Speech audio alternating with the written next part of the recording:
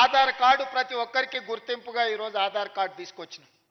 ఈరోజు భూమికి భూదారు తీసుకొస్తున్నాం. ఆధారం మనిషికి ఎట్లా గుర్తింపో భూమికి కూడా భూదారు నెంబర్ ఇచ్చి ప్రతి కమతానికి ఒక ప్రత్యేకమైన నెంబర్ ఇచ్చి ఆ భూమి యొక్క వివరాలన్నిటి కూడా అందులో పొందుపరిచే విధానాన్ని తెచ్చుకుందాం. ఇంత సాంకేతిక విప్లవం ఉన్నప్పుడు అదో పెద్ద సమస్యనా? ప్రతి భూమిని మెజర్మెంట్ చేసి సరిహద్దులు నిర్ణయించి ఇండ్ల ప్లాట్లకు చేస్తలేమా? ఇండ్ల ప్లాట్లకు సరిహద్దులు నిర్ణయించినప్పుడు భూమి కొలతలతో పక్కాగా రిజిస్ట్రేషన్ చేసుకోగలిగినప్పుడు వ్యవసాయ భూమిని కూడా పక్కాగా కొలిసి దానికి సరిహద్దులు నిర్ణయించడం పెద్ద సమస్యనా? మన రెవెన్యూ సిబ్బంది చేయలేరా ఈ పని?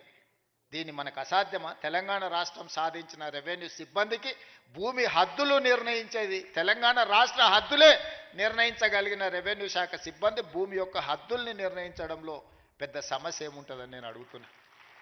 అందుకే రాబోయే రోజుల్లో ప్రతి భూమిని పక్కాగా కొలతలేసి హద్దులు నిర్ణయించి దానికి సంబంధించిన రిజిస్ట్రేషన్ డాక్యుమెంట్ చేసి భవిష్యత్తులో ఎలాంటి సమస్యలకు తావు లేకుండా ఎలాంటి వివాదాలకు చోటు లేకుండా మన చట్టాన్ని బలోపేతం చేసుకుందాం. కొంతమంది వ్యక్తులు దురుద్దేశంతో ఈ రెవెన్యూ శాఖ మీద సృష్టించిన అపోహలను తొలగించుకునే బాధ్యత మన అందరి మీద ఉన్నది.